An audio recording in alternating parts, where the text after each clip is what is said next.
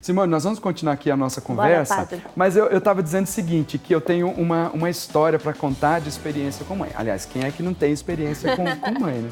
Mas a minha mãe morreu quando ela tinha 47 anos. Depois de um período longo de doença, teve derrame, e depois outro derrame, e os últimos anos da vida dela, ela ficou numa cama. E aí, aos 47 anos, ela morreu. E aí, o que fazer da vida depois que a gente perde a mãe?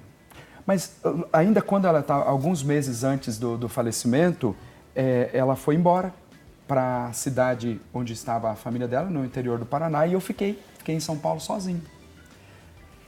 Foi em junho, meses depois, ela faleceu. Mas o que fazer da vida sem a presença da mãe? Porque durante todo o período que eu vivi com a minha mãe, eu trago hoje os traços da minha mãe. Para mim, isso é sem dúvida. As coisas que eu trago na minha vida, a fortaleza, o ânimo, tudo, eu sempre olho para ela e vejo como ela nos tratava. Mas para eu continuar vivendo na adolescência, a presença da mãe foi fundamental. E Deus providenciou. Deus nunca me abandonou e providenciou mães. Então, aquilo que a gente ouviu aqui nos bastidores, embora sem conhecer a minha história, é verdade. Porque eu, com os meus 13 anos, eu fui morar na casa de uma outra família que não era meu parente, não era nada. Mas fui adotado por aquela família que cuidou de mim até quando eu fui pro seminário, a dona Ofélia, que é a minha referência de mãe, e que reza por mim até hoje, que toda vez que eu vou dizer mãe, eu falo da minha mãe que faleceu, mas falo também daquela mãe que Deus me deu de presente, porque o filho precisa da presença da mãe e da oração da mãe. E eu tenho certeza que até hoje a Ofélia continua rezando por mim, e eu até digo assim, o que eu consegui na minha vida, o que eu sou, é porque eu tenho muitas mães.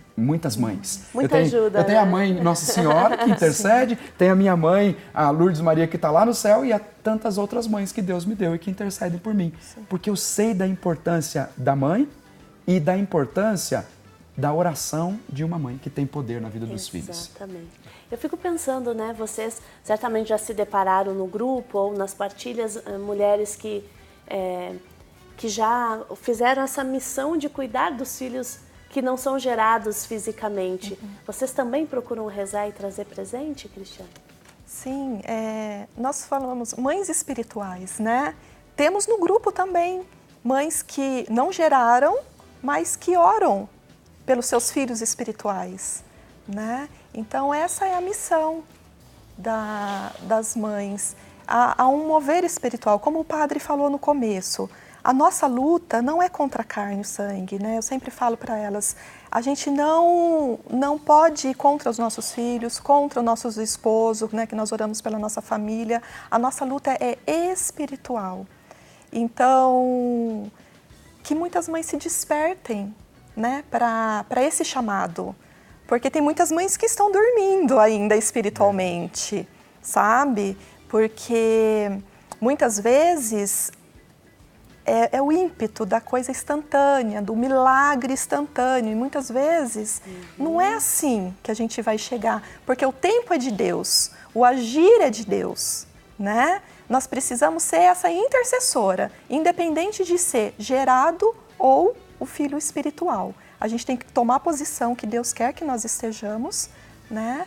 Nós temos já testemunhos lindos do grupo e uma mãe orando. Nós fizemos uma campanha de jejum e oração.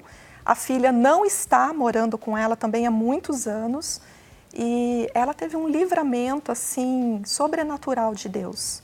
É a cobertura espiritual. A gente tem que cobrir, porque Jesus falou, né? Orai sempre e pedir, né? Livrai-nos do mal. O mal está aí, ele existe. E então é essa posição que nós temos que ter. Eu fiquei pensando aqui, padre, talvez seja interessante também você reforçar, Cristiane, é um espaço confidencial, é um espaço sigiloso, porque muitas pessoas podem estar em casa ou mães pensando, mas eu vou lá falar algo que... eu fui educada numa família em que meus pais diziam, o que acontece aqui, morre aqui. Uhum. Eu levei muitos anos da minha vida para contar para os outros alguma dificuldade que eu passava, porque é uma crença estabelecida. Sim. O que acontece aqui, morre aqui. Então, talvez, você que está acompanhando pode estar pensando assim, Ah, mas eu vou lá falar? É uma coisa da nossa intimidade, é problema nosso, eu vou contar lá para as mães e depois se alguém fala para outra. Então, como é que vocês lidam com essa questão da discrição também, né? Sim, a gente respeita o sentimento da pessoa.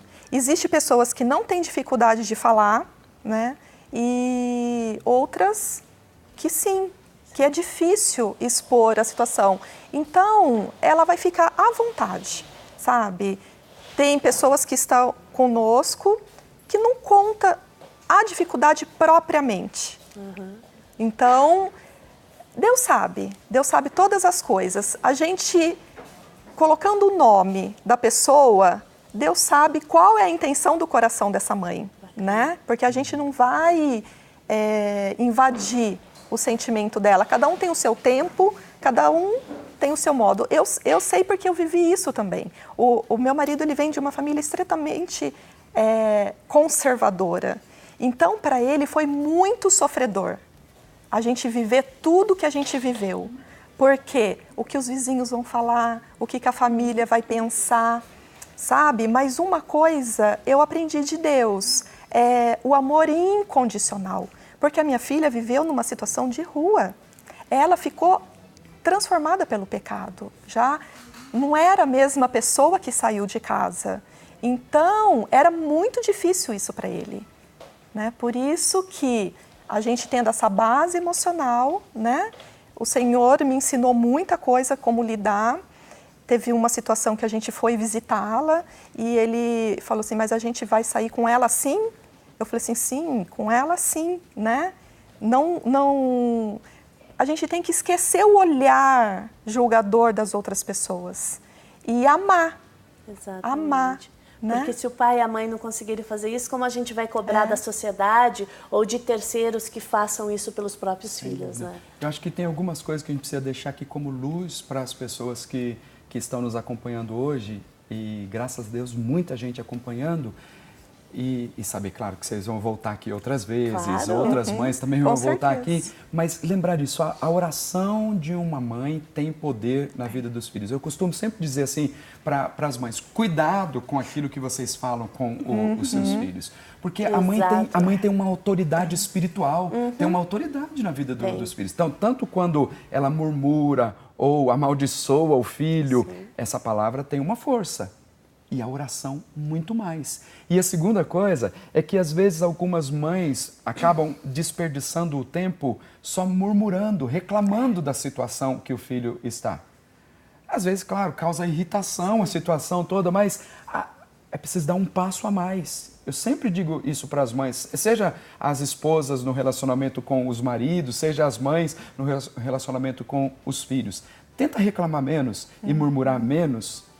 E pega um pouquinho desse tempo que você usaria para reclamar ou para chamar a atenção, ou para tentar até forçar o filho a vir na igreja, reza por ele. Sim. Reza por ele e tenha um exemplo de vida de santidade, que aí as coisas serão sempre transformadas na vida. A conversa está muito boa, né, Simone? Mas... Muito boa. Nossa, eu tô aqui só aprendendo, viu? O meu é pequenininho ainda. Muita coisa a gente ainda não passou, mas eu acredito muito no poder da oração da mãe, na sintonia, naquela voz baixinha que a gente vai no ouvido do nosso bebê, do nosso filho e fala, meu filho, Deus te abençoe, Deus te proteja. Aquela oração que a gente faz e que eles levam para a vida. Muito obrigada. Eu quero que vocês voltem. Sim. Eu não sei se existe algum contato oficial de vocês podem falar. Se alguém estiver em casa querendo formar um grupo com as Mães Mônicas, Cristiane? Nós temos sim a página no Facebook, né? Mães Mônica de Valinhos. Pode me chamar que eu retorno. E vocês estão em qual paróquia? Nossa Senhora das Graças, aqui no Jardim São Marcos. Que é próximo ao vizinho da TV. Vizinho, nosso então, vizinho. Valinhos. Sim. Jardim São Marcos, Valinhos. Então, porque se tem mães assistindo a gente e querem participar também lá. Tem um dia específico da oração? Exatamente. Na paróquia, toda sexta-feira, às 19h30. Quanto tempo? É uma hora? Uma hora de oração. Vocês se reúnem e rezam. Isso. Ai, que bacana. Fazemos adoração também. E de segunda-feira, para aquelas pessoas que têm disponibilidade do período da tarde, no Jardim Jurema, na comunidade São José, toda segunda às 15 horas. Olha que bacana, gente. Então, vocês vão entrando em contato no Face, Mães Mônicas Valinhos, fala com a Cristiane, ela vai responder, ela tem toda a disponibilidade para ajudar. Obrigada por enquanto. Nós agradecemos. E a gente vai chamando novamente, vai conversando. E olha,